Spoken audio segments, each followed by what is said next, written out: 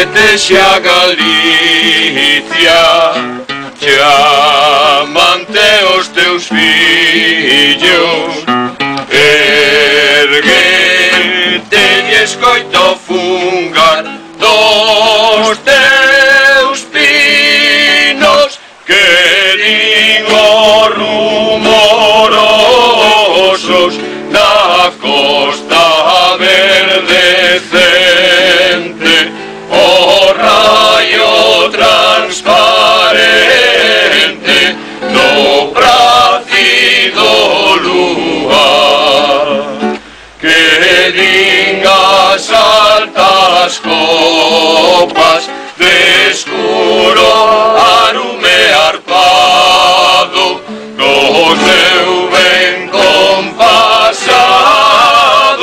monótono fungar, do teu verdor cinguido e de benignos astros, con fin dos verdes castros e valeroso char. Non desa esquecemento da inxuria o rudo encono, desperta do teu sono, fogar de Breogán, fogar de Breogán, de Breogán, fogar de Breogán, de Breogán. Os voces generosos a nosa voz entenden e con arrobo atenden o noso roucoso.